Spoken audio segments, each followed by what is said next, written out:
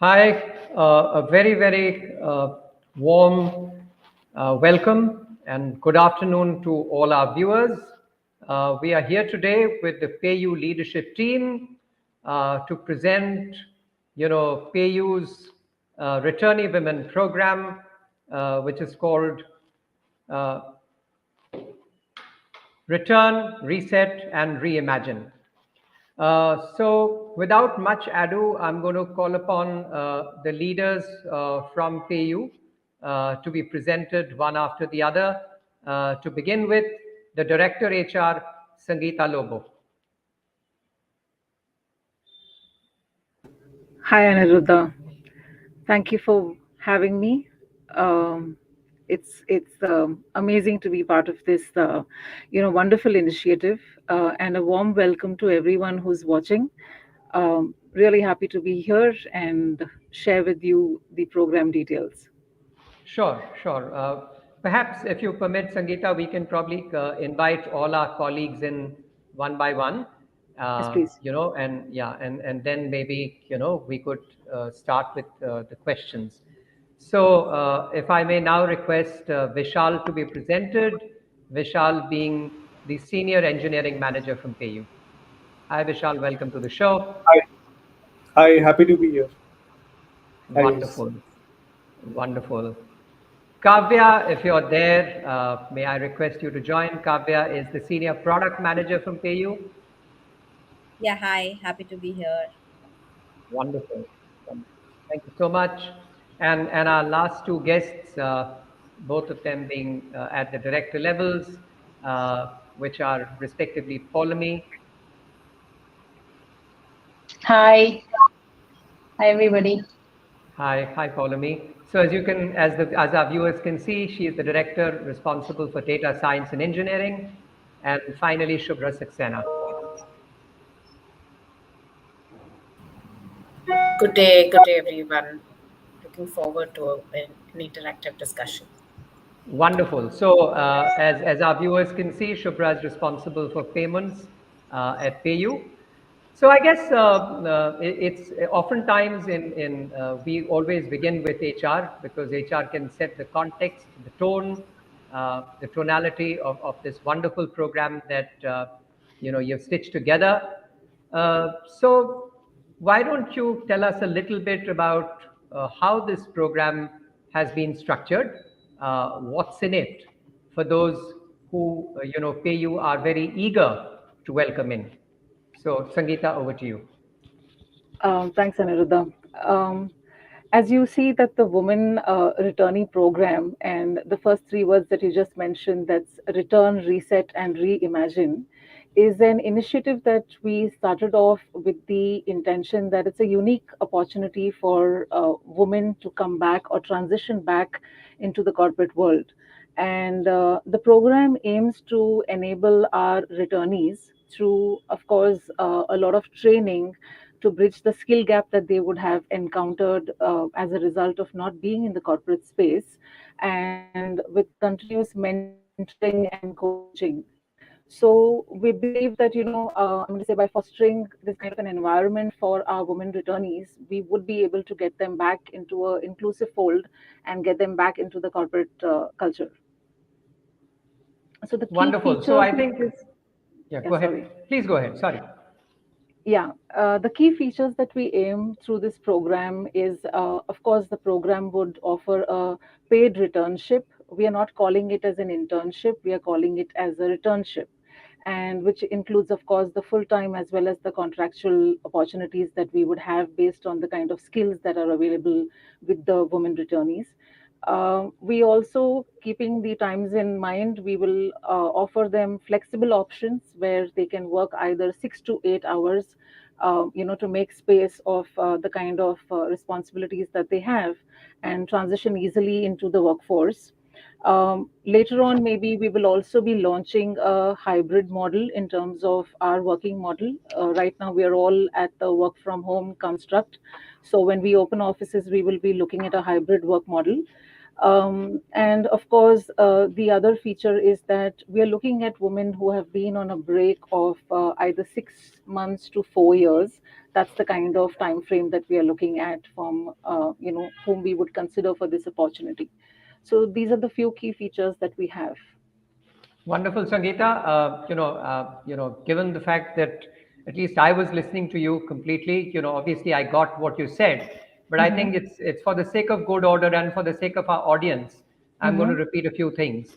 So one of the Please do. first things that you spoke about was inclusivity. That sort of came and hit me first, right? Yeah. So the program is all about inclusion and inclusivity. That's one. In terms of the kind of profile that you want to attract, you clearly said that this is a paid returnship, right? That's the term that Right. you used. Yes. So it's a paid returnship. The other thing that I picked up is that looking at the kind of profiles who you want to sort of attract back to work, you're going to be flexible, and you are okay if they want to work between 6 to 8 hours. You know, Absolutely. right? So that's something that you're okay with. Yes. Currently, as an organization, most of you, or maybe all of you, are working from home. However, this might transition into a hybrid working in the future going forward. And that's something that any of those who apply should have an open mind about. Yes. So for me, these were some of the the key takeaways, right? Yes. So moving forward, Sangeeta, the next obvious question is, why this now? I mean, what does PayU? What's in it for PayU? And why is PayU doing this? And how do you sort of see, your value being enhanced by doing this program? And what kind of value do you see the paid returnees bringing to the table for you? Sure. I mean to say, my first thought is that why not? Like I would like to put it across as why not, because I think it's the most apt time, and also like a need of the hour, where in the past 2 years when we have seen COVID, many women employees have lost jobs, like women as well as male employees have lost jobs. This is a way of us trying to recreate an environment where we can get people back into the workforce. So that's the primary objective, and also in terms of skills which these people bring to the table.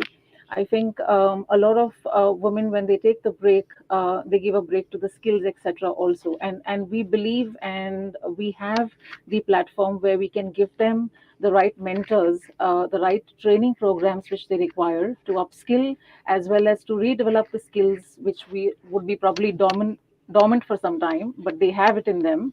So why not give that platform? And that's purely the objective for PayU. And of course, we get a whole set of skill set back, and also from a perspective that it is difficult to hire talent in today's market. We all are aware. With the considerable conditions that are in mind. So why not look at a different kind of workforce, which is equally committed and diligent, and just a different model in terms of getting people back to work. I think PayU would highly benefit from this. Also, the commitment level that this workforce brings to the table. That's what I think. No, From sorry, go ahead. Please go ahead. You were saying something. Please go ahead. No. So I actually wanted to compliment you, because I thought there was a lot of candor in what you said. You did not, quote statistics saying that in India currently women are roughly anywhere between 20 to 22% of the workforce, whereas globally, even with COVID, it would be upwards of 40. So here we thought was an opportunity. So I think the fact that you called it out for what it was, I think is absolutely great, because it shows candor. And it shows inclusion. So, I'd like to compliment you and the PayU team for that. Thank you. That's what we are also known for in words. I would say we are pretty much transparent and open and non-hierarchical. That's what we aim to be. So coming back to your question, that how would it benefit the woman returnee who comes on board? I think first of all, the flexibility that we give. I think that's a huge upside.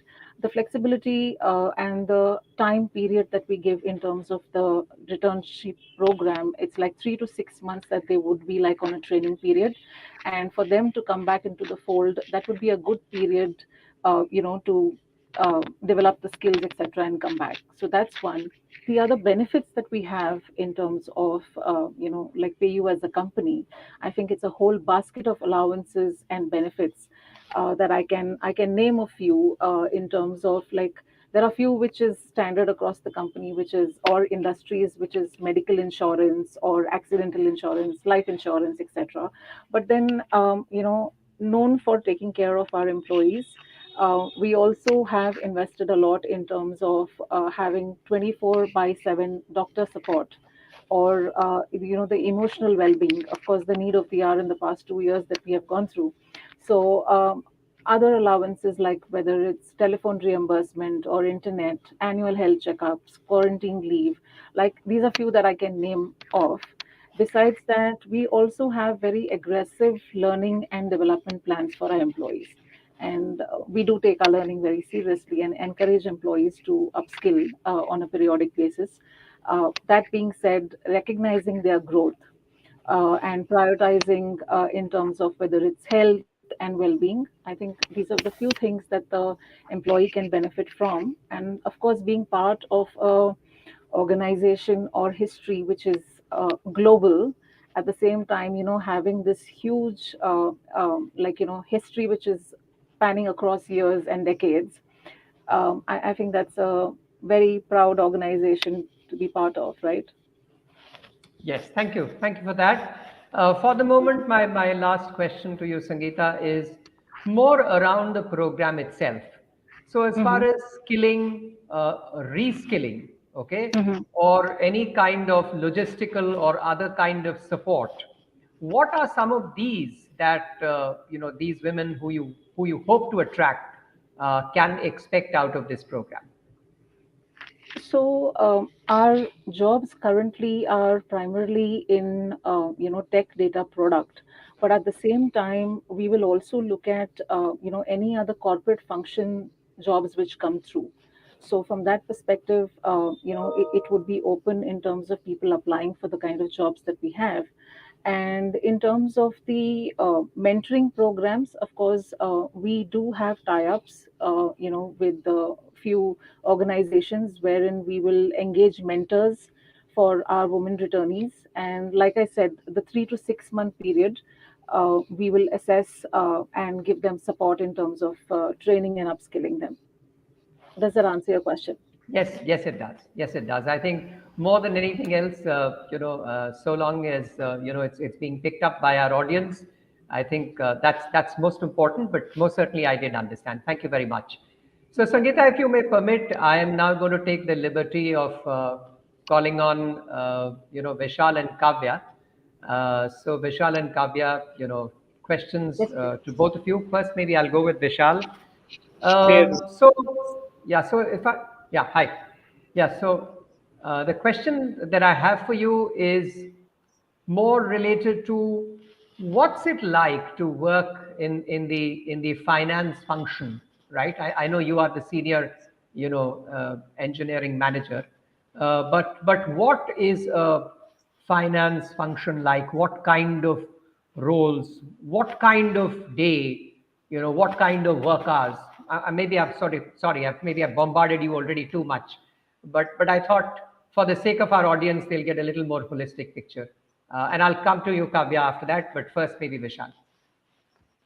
sure. Uh, yeah. So, I mean, from an engineering standpoint, it is not dissimilar to any other business unit that you would work in or a business domain that you would work in. But like finance and fintech in general, as a domain to work in is really exciting right now for us. It's basically I was just reading through a 2022 report recently, quoting that this is like a $31 billion industry market, basically, which is like part of the $500 billion financial services market estimated right now. And we are like the third largest fintech ecosystem after US and China. And like this is a market which has a lot of untapped opportunities. We have so many use cases around basically MSME lending that we need to solve for people availing into informal lending use cases, the payments infrastructure. So there is a lot of problem statement to solve for, and the good thing is that even looking at government initiatives and what we're doing right now in the industry, like everyone is geared up to sort of solve those problems in this industry, which makes it exciting to work in fintech right now. So yeah, that's what I would say. Fantastic. Thank you for that. I'm going to probe a little more deeper, and this might be more related to, you know, the level of professional satisfaction or achievements that you have specifically, brought onto yourself or earned for yourself by working in the fintech space, right? I mean, fintech is clearly the buzzword in more ways than one. So, for the benefit of the audience, this is not just finance; it is fintech, right? Yeah. So, what have you gained, right? What sort of sets you apart, right? Because through your example, those are things that our prospective uh, returnees would also have. Those would also be opportunities that might open up for them. So if you can share some of that, that would be useful for the audience. Right. Uh, right. So there are like general attributes, and then there are like very specific attributes that I've picked up while working in fintech specifically, right? So generally speaking, things like being result oriented and owning up deliveries from start to finish is like a very core attribute that I would associate with engineers in general. And Because like this is a fast paced, specific to fintech, like this is a fast paced environment, because we are also experimenting with a lot of different ways of, let's say, for instance, within the credit industry, we are experimenting with new ways of underwriting people that are new to credit, right? So for problem statements like that, you have to be open to failures and accept and acknowledge your failures and learn from them, and be able to follow that cyclic feedback, uh, constructive feedback loop, right? So that is one important aspect that I've picked up in this industry. And finally, like just to top it off, like a very strong ability is essential to connect with the underlying story, because once you get to do that, and once you understand, like truly connect with the problem that you're trying to solve, you'll be able to then make independent decisions, and we can have a decentralized decision making paradigm to work in, which is essential uh, for fintech in general, because of all the experimentations that we do. Sure. One last sort of question, latching on to um something that you mentioned, that one should be prepared to learn from one's failures, absorb that feedback, and move ahead. Now, just in the context of a returnee, right? They're sort of coming in with some uh, doubts, perhaps, for want of a better phrase or a better word. um, so are you therefore in a sense implying that even for them, the organization would allow them to sort of learn through their mistakes and grow? Of course, definitely. So it's all about uh, acknowledging and accepting your failures as an opportunity to learn. We do that even for our full-time engineers who are part of the company right now, and that's the same expectation that we have even from women joining us as part of this program. Absolutely. Wonderful. Thanks, Vishal. I'm going to sort of move from you to our next leader. So, Kavya, I think the question that I have for you is two. One is, of course, uh, you know, you are in a slightly different space in the sense that you're doing product, right? So, what does it take to be a successful professional, right? A product professional. uh, what kind of roles, or what kind of experiences help, and what would some of these returnees I wouldn't say gain, but what can they really hope to learn, right? Maybe if we could just start with that. Yeah. Sure. So I think product, right, has two aspects, right? Primarily, one is essentially how you approach a problem, right, and how you do problem solving, right, and that is like the core of product. Essentially, how you can think about solving a problem is and how differently you can think about solving the same problem is important and core to being a product manager, right? And the second aspect of it is, the design and the product thinking around it, right?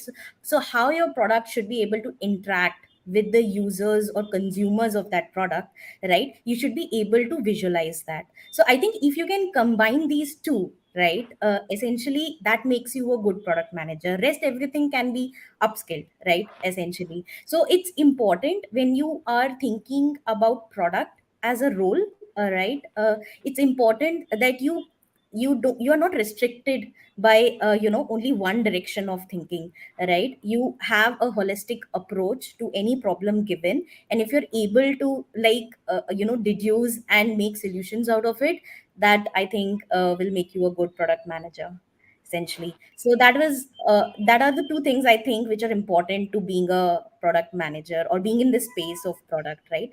And the next thing I think, because it's fintech, right, being one is being a product manager and one is being product manager in a fintech industry, right, which is very fast paced, ever so evolving. Essentially every day there is a new competitor, there is a new product in the market, there's something which is innovative happening. So I think especially for this industry, it's important for a product manager to also be aware about what is happening around, right? So give some time, some effort on just analyzing what's happening in the market, right, so that you are aware and you are able to inculcate those insights or those learnings from competitors, from different products, from different features. Even when you're interacting, let's say with Zomato while ordering food, right, you can take those insights, and if you're able to implement in your product solutions, I think that is key and useful in a successful product manager role. I think your second, sorry, you were saying something. No, no, please go ahead. Yeah. I think the second question was what you can learn out of this role, right? So I think product helps you to think about anything holistically, right? And provide a structure to it, right? A lot of data, a lot of insights are thrown at you, essentially, right? And the thing that you learn out of this role is how to structure it in a way that it becomes useful to the consumer and user that you are providing that product for, and b, it solves the business and organizational goals that are provided for that product, essentially. So I think this role essentially provides you the capability of thinking holistically, keeping the customer first, and essentially thinking about how the whole problem can be structured. Wonderful. I think you said so many things, and some of which I think I'm going to just repeat because it's so important. So, Sure. just for the benefit of our audience, some of the things that Kavya mentioned, she started off by saying that problem solving skills is perhaps one of the most fundamental and most important thing. She spoke about the need for holistic thinking. She also spoke about just being in that moment every time whenever you are having any sort of interaction, which may have, some kind of an, fintech kind of an interface, and therefore what can one learn from it, and design thinking. So Yeah. very well explained. I think it made complete sense. I think to me, and I'm sure to all our viewers who are sort of listening in. However, there is one little word that was used by you as well as our friend Vishal here, and both of you use the word fast-paced, right? Yeah. Again, my intent here is not in any manner to put any one of you in a spot, but in the context of the kind of profiles that we are hoping to attract. Uh, yes, given the flexible in terms of, they say, 6 to 8 hour working, hybrid working, and all of that, yes, I do understand it's a fast-paced industry. That's the nature of the animal. That's the nature of the industry, right? But having said which, what kind of support, right, can these women look forward to when working, whether in the product team or in the finance team or in the engineering team, despite the pace, if initially they find it a little tough, how are you as supervisors and as management going to help? Sure. So Vishal, I'll go first. Cool. So essentially, I think when we say fast-paced industry, right? Essentially, it means that there is a lot that is happening in in this industry, right? There are a lot of products, there are a lot of technologies and regulations that are coming into this industry day in day out, right? But from a work perspective, right? Essentially, it's not that like we slog from 9 to 9, right, or 9 to 12, essentially, right? So especially I think in PayU, right, in terms of workers, especially I think it's very flexible, as I think Sangeeta was also mentioning, right? You don't have to start the day at 9, or you don't have to be sitting on your laptop till 9 or 10, essentially, right? So it's about how you manage the goals, so no one is going to micromanage you, right? So so you will know the goals, you will have right mentorship from your seniors, and they will always be available. So take it from me, they'll always be available if you're stuck somewhere, if you find it difficult, if you're not able to move ahead on a particular problem. Seniors will always be there, and that's the plus point in PayU, right? So don't worry about the fact that the industry is fast paced. The important thing is that if you're putting in 6 hours, just be diligent about those 6 hours, right? And do whatever is your job in that 6 hours, and that's important, right? And in terms of support, right, so typically here, like the rhythm that we at least follow in our product teams is that we have like at least twice a week kind of a session with our seniors, right? Which is more like a 15-minute or a 30-minute chat, essentially, right? Where if you're stuck anywhere, you need any help, or you want any advice on anything, or you want to upskill on any particular skill, right, you can take guidance from them. There is actually an individual development plan that we have, right, which kind of aligns us to a short term to a long term goal, right? And they tell you how to go about it, right, and how to improve on your development plan, right? So all those environment and senior support and help is available, right? So the only point that I was trying to make was that if you have 6 hours, just be diligent about those 6 hours. That's it, right? It's not about slogging. Wonderful. I think fairly clear to me, and I'm sure so also to the audience. Vishal, if you may want to add anything. Yeah. Well, I'm going to give a very managerial answer to this. From the standpoint of thinking about the responsibility towards the work that has been assigned, this is plain and simple a prioritization problem, right? Like it's not every every work is like every critical work is not urgent and vice versa, right? So there will be important work that is not super urgent for you to deliver, so that you will have that uh, uh, uh, time and space to sort of build those things out. Versus there might be urgent deliverables that may not be super critical, but like urgent right now, we need to scope it out, and we as a team can figure out, depending on your personal commitments and your availability, we can figure out as a team as to who gets to pick that up. So it's a prioritization problem, and we do that all the time. We'll continue to do that. I don't see this as a problem. Fair enough. So, you're basically saying that it's not something that, a prospective returnee should be too concerned about, right? Okay, got that. Yes. Fair enough. I think we have loads of questions that are there, but I think we'll just follow the script for the moment, which is, we will actually go to Polemy next, right? Polemy, what I really want to understand from you, data science and engineering, right? Um, sounds large, sounds big. And for me, not from a science background, a bit scary. How would you sort of describe the a day in life of someone who's in data science and engineering? Right. So yeah, data science and engineering are actually different domains. There's rarely ever a person who does both, unless you take the leaders who probably don't do much at all.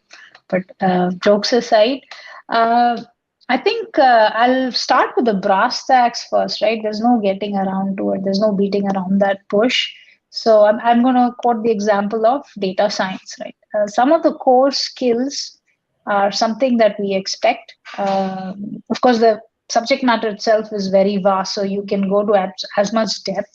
But I think from a core perspective, this is for all the participants here, what you would be expected to know is have an ability to process data, munch through data, have a fluency going on with analyzing data, breaking data, slicing data. So, and the tools for that is typically SQL and probably Python and R, but at the minimum SQL. And Python would be welcome, Python or R would be welcome, right? And since this is a data science role, having a good hold on just the basics of machine learning, classical machine learning, would be a big plus. But I think the prereq would be the ability to, fluently analyze data, parse it, slice it, graph it, and SQL and Python would be the go-to tools we probably evaluate you on. And this is actually no big deal, right? Because the world is flush with those massive online courses out there. You can pick up any course from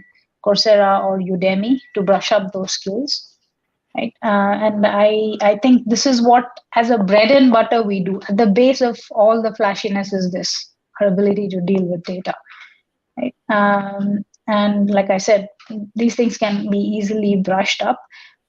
And now diverging a little bit from the brass tacks, the core taxes, I think one thing that is that we live every day and we expect from anybody who joins is that comfort to learn new things, learning agility, because this field is so rapidly changing.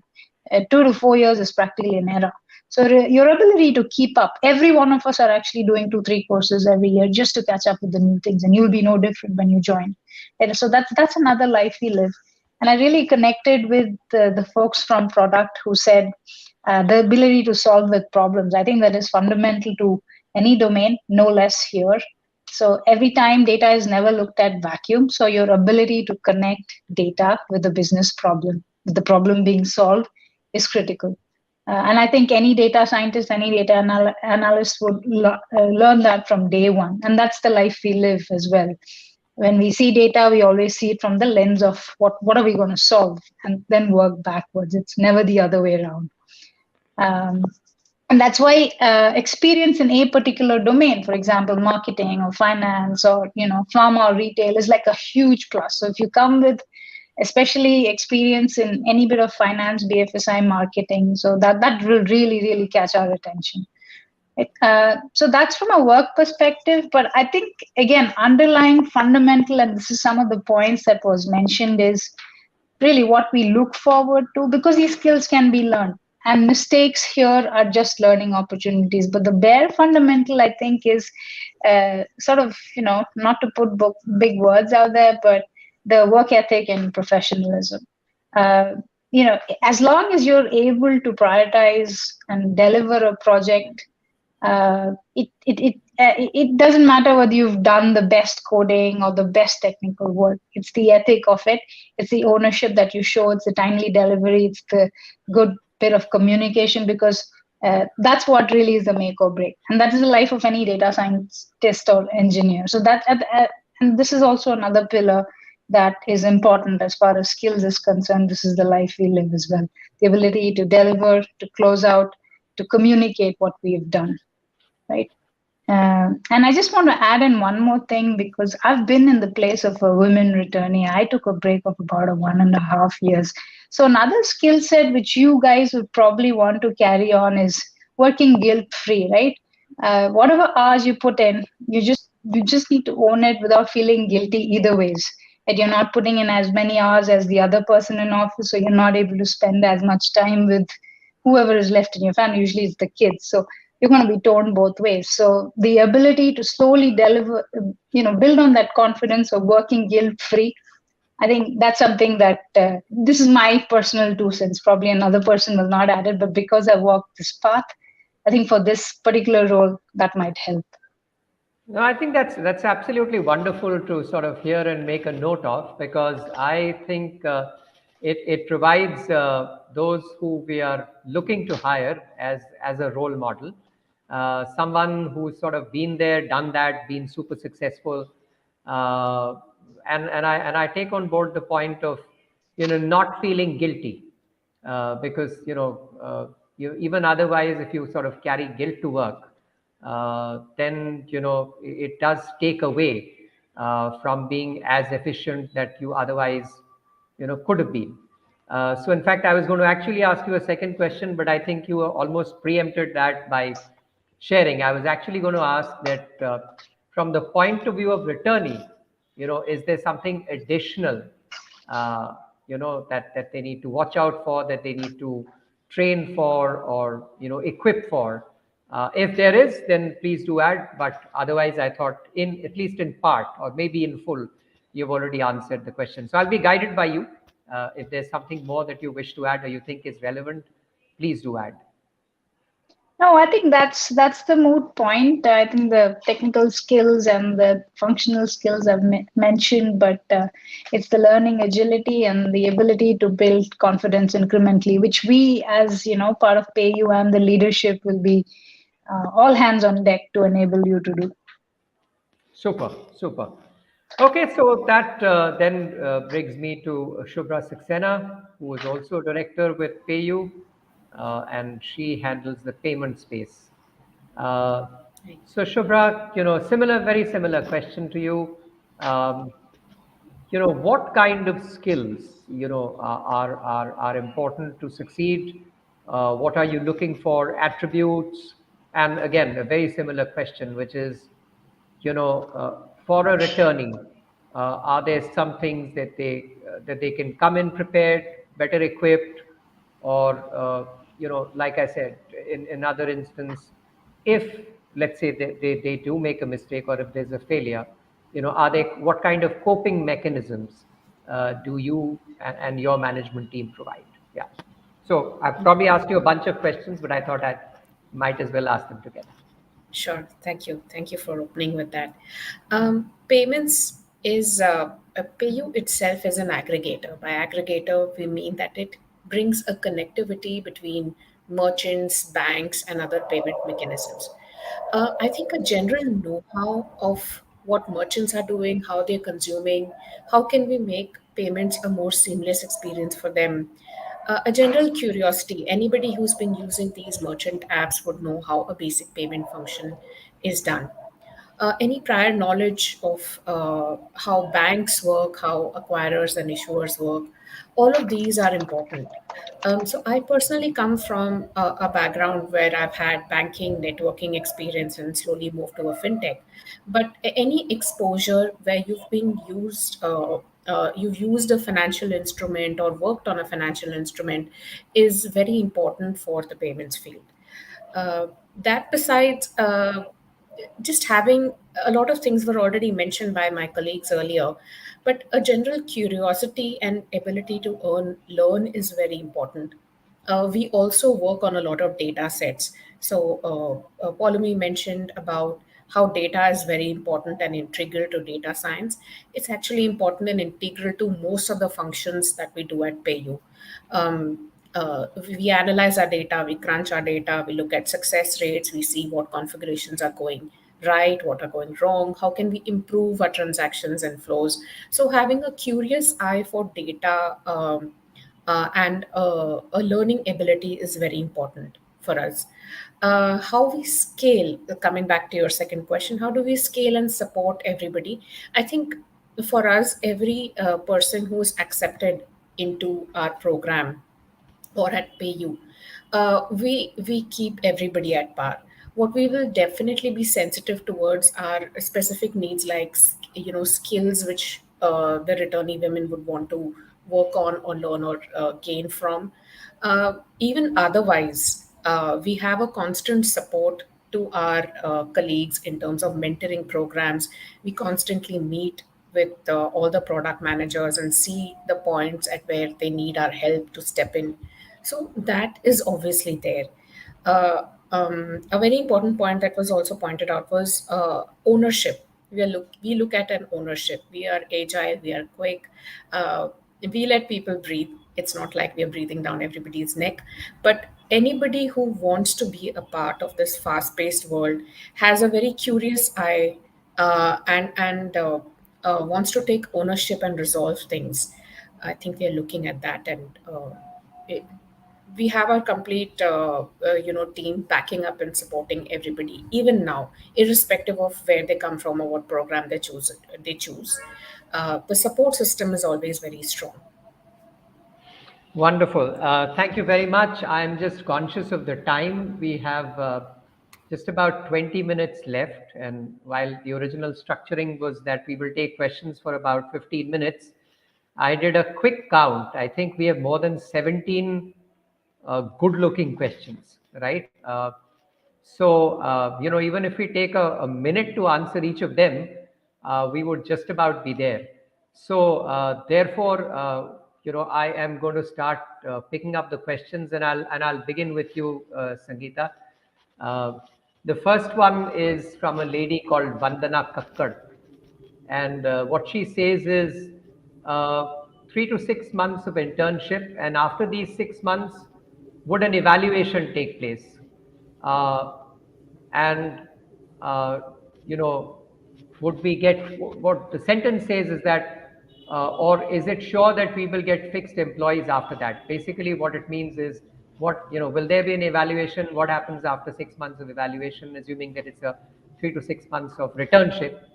And then, I guess depending on the results of how that goes, the evaluation, can they look at employment? That's my take on what the first question is. Sure, Aniruddha. So definitely, there would be an evaluation after the 3 to 6 months period, and the way it would go about is there would be like 2 rounds of interviews. At the first, to start with, we would maybe have 2 technical rounds and HR round, 3 levels of interviews. For the next evaluation round after 6 months, it would just be 2 rounds of interviews, post which we would decide based on the discussions that we have whether the role would be further extended to the person or not. So definitely there would be an evaluation. Okay, perfect. Thank you very much for answering that. The next question comes from someone who calls herself by the name of Nahid. And this question is, during the probation period, on what basis is the evaluation done? And what would be the salary? I guess this means during the returnship, what might be the stipend or salary, by whichever name we call it. So I would not like to call it as probation because it's it's like a training period, or it's like a returnship program, right? Returnship So I would period, yeah. not say it's a probation. And definitely I want to say it's not again a stipend. We would be pegging the roles based on what they are pegged at market today, and that's the kind of compensation that we would be looking at. So hope that answers the question. All right. Uh, I think it does. Let's move forward. We have a more specific question from someone whose name is Antara, and she says that I have 2 years of experience with a year's gap, and I'm currently pursuing my sorry, just give me a minute. I'm currently pursuing my PG diploma in business intelligence and data analytics. What are my candidature prospects at PU? At PayU? Follow me, you want to take that? Yeah, I'll take it. So yeah, I think it is promising. We would prefer at least some bit of industry experience in terms of data analysis. I don't know what those 2 years were about, but it definitely looks promising. Okay, right. I'm going to sort of move forward. Um, this one is from someone whose name is Suganya, if I have got the name right.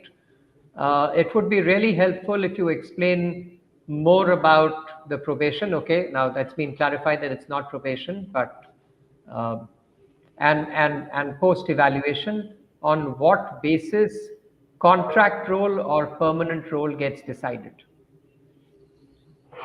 Okay, so the kind of roles that the women returnees would apply for, if those roles are, from the start, they are contractual or permanent, that's how we would actually position it forward. So based on the skills which come to the table, we will actually need to decide, and the roles which are available, we will try and match the skills which are there.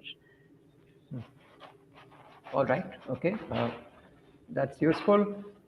Moving forward, the next one is someone whose name is Shaheen. After training, do we directly get on board, or do we have an other evaluation? And can we change our technology in training? So I'm not 100% sure about the question. I think part of the question you've already answered. So maybe we can focus on this latter part, which is, can they change their technology, during training or post training? I would say, how comfortable are they in the training, in the technology which they are already using, based on which, to jump another technology, and what is the kind of role which they have applied for, which if it requires a specific technology, then they would be required to be having skills in that, right?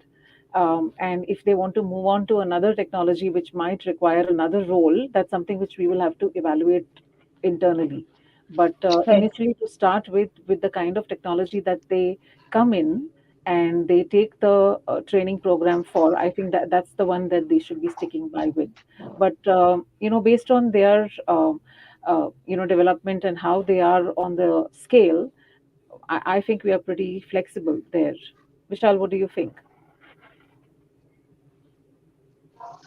in terms of changing technology? Yeah, sorry, I was on mute there. Yeah, definitely. I think so. From an engineering standpoint, part of it is that working in technology is like what sort of problems that are solving for particular problem space, whatever technology is being employed currently, we would of course want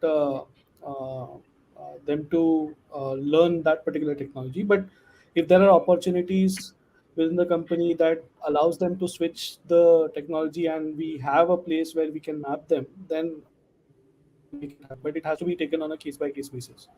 Uh, Yeah. yeah. All right. I think that that's clear enough. Uh, I will again come to you, Sangeeta, but I do feel that, in some ways you've already answered this, but nonetheless, I mean, given that the question has been asked, I'll still pose it. This is from someone whose name is Krishna Mohanty. She asks, how do you differentiate between internship as contractor and permanent employee? Any specific requirements? Like I said earlier, if the role is pegged as a contract role, I would say that's how we will position it based on the skills that the person brings to the table. If that skill is mapped to a contractual role, that's how it would go. And I would say there's no specific requirement, because we'll have to look through the list of skills which come to the table as well as the roles. But I just want to add one point here, the terminology of a contractor and a permanent employee. And I think that just sets a ticker in everyone's head that, okay, fine, I'm being differentiated or distinguished. But, at PayU, most of our benefits and, all the kind of policies that we have, we try and keep that very, very similar for both category of employees. So I don't see that as a huge differentiator.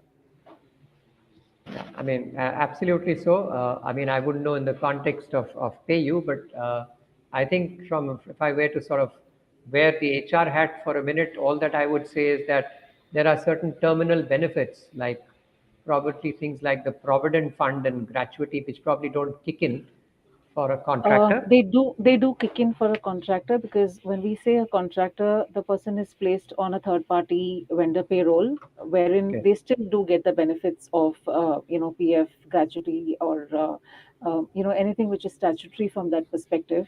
Also, in terms of medical insurance, we do extend the same kind of benefit for a contractor. So um, there might be certain differences which I might not be able to spell out here, but then in terms of the way you work, the timings that you need to follow, the kind of holidays that are applicable to you, etc., everything is in line with an FTE employee. Wonderful. Thank you very much for that. The next question, uh, I mean, I can't see how it can be answered, but nonetheless, I will ask it. It comes again from the same girl who asked another question. Her name is Suganya. She's saying this remote mode. May I know for how long will this mode be followed? Okay, so right now we are definitely in the remote mode. We are working from home. However, all our offices are open. In case if our employees want to go back to office and work from office, you have the facility. And I would not be able to put up a date as to when do we stop working from home and we come back to office. But then that would definitely happen, is something which I can say. Like, we will move to a hybrid model, but when is something which I would not be able to comment on at this point in time. Thank you. More questions from the same lady who was asking interview process details, please. As you said, 6 to 8 hours from Monday to Friday, right? Like I said, 2 rounds of technical interviews, one HR round, and then we decide. 6 to 8 hours is the time that you are expected to clock in from Monday to Friday. And as we said, there's flexibility you can choose from based on your requirement. Thank you. This one, sorry. The next one comes from someone whose name is Kirti Arya, and her question is, I have 4 years gap and 3.9 years of experience in manual testing. So hold on, I think, yeah, I mean, that's what she says. So I'm presuming what is left unsaid here is, does she therefore qualify or not for an application? She sure does. I think we've said from 6 months to 4 years is the Yeah. kind of gap that we're looking at. So I think it's perfectly fine. You should apply, Kirti. Um, okay, the next question, I can't help but having a certain smile, but it's not sort of meant to be, meant to, anything condescending. The question here is, uh, till probation, there is no job security, right? Uh, I don't know how to answer this one, but uh, well, there's nothing of job security as such, in the sense that, of course, it's a 3-month gap where we evaluate. We evaluate each other, right, in terms of what works well for both of us, like both sides, two-way street. Post that, based on the various factors which come to the table, we would decide, and that's when employment gets confirmed. Okay. Does that help? Yeah, I mean, that's something that I would actually have to lean on the audience to sort of tell us. But let's see what other kind of questions are there.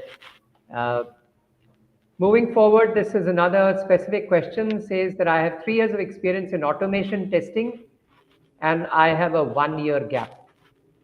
Uh, and then it says, how about the interview process? Now, I think you've explained the interview process several times already. Yeah. So, I'm not expecting you to do that. But I guess the I other think unanswered, I mean, obvious sort of question is therefore, can this person apply? I guess she would qualify, right? yes. Um, I think she should apply. Yeah, 3 Would years of qualify. experience in automation testing and 1 year gap. 1 year gap. That's perfectly fine. Okay. The next question says, will PayU give work from home? We are in a work from home construct at the moment. And if your question means like a permanent work from home, I would say that's not something that we would be like, we are definitely looking to come back. So right now we are work from home. Okay, I'm sort of moving ahead with the next question. This one's from Reshma, and her question is, I have data analysis experience, but I do not have SQL or Python knowledge. And it doesn't, expand any further. So, But I think she can still apply. Like nothing deters her from applying.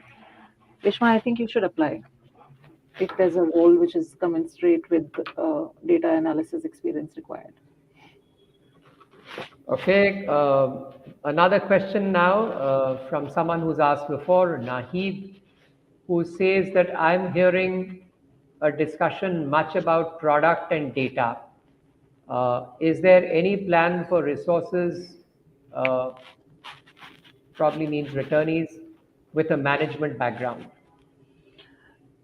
So here we do have our roles which are more indexed towards tech data and product. But having said that, like I said in the beginning, we will be looking at corporate function roles also.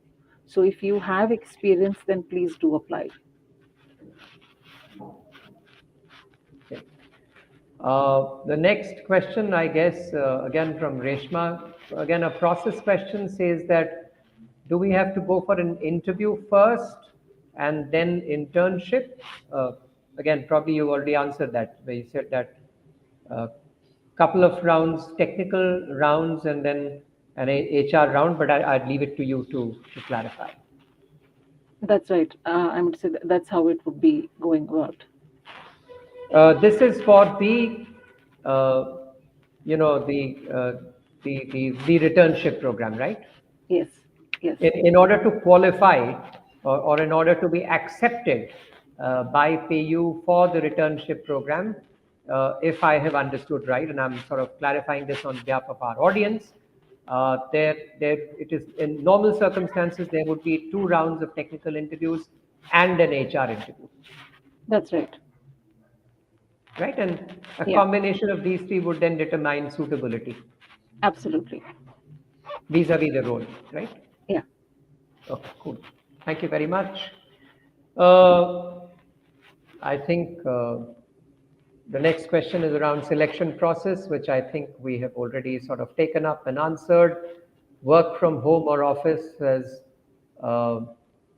also been answered. The next one, a little generic, but nonetheless, I will ask from someone who calls herself, goes by the name of Charu Jain. Please update how to proceed further as I apply, since I'm interested. So The application procedure. yeah, we have on the careers page, there would be a link for the Women Returnee program through which you would be able to apply on the PayU careers page. Okay, so I think hopefully, you know, Charu, if you're sort of listening in, you know, I hope you made a note of that. I will go to the next question. This one says, I have 7 years of manual testing experience. May I know what are the required skill sets for manual testing at PayU? Vishal, you want to take that?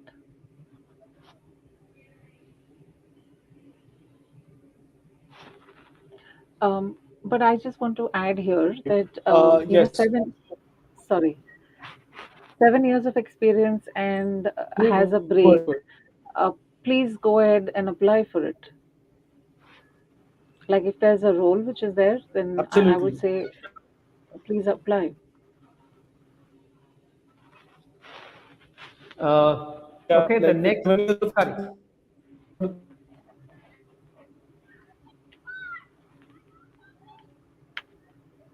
Vishal, could you repeat, please? Okay, sorry.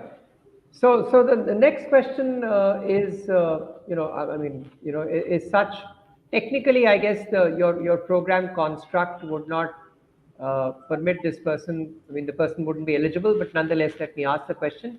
The same reason for which I think it's been asked.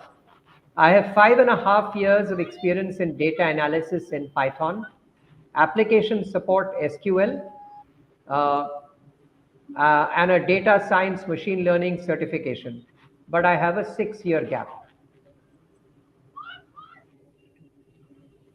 Well, I think what we have defined is a gap of 6 months to 4 years, right? Yeah.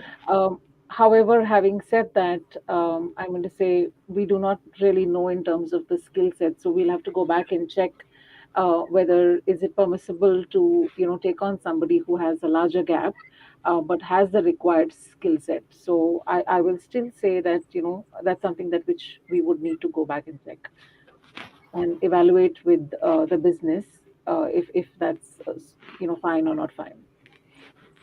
Fair enough, because I think for now, what I hear you say and reiterate is you will stick with the program construct, Yes. which is a gap of anywhere between 6 months to up to 4 years. 4 years. That's right. Okay, I'm conscious of the time. In fact, we've sort of gone over time, but I'll probably come to the last two questions and then sort of conclude. Okay, that's very, very similar. Yeah. Says, I have 9 years of total experience, 6 years in IT and 3 years of HR experience. However, I have a 6-year gap. So I think that's something that you've already answered. Outside the purview of the current construct, but maybe we can get back to such people.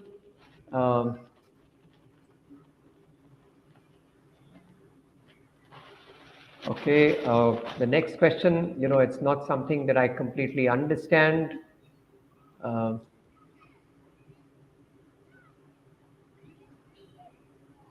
Okay, I think that the rest of the questions are all from people who have larger gaps, above 6 years. So, I'm just conscious of the time, and therefore I'm not going to, ask them.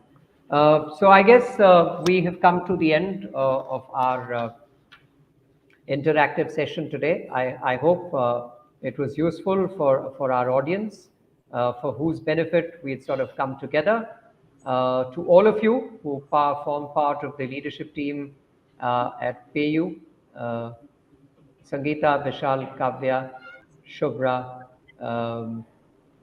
and Paulami, thank you very, very much for being with us.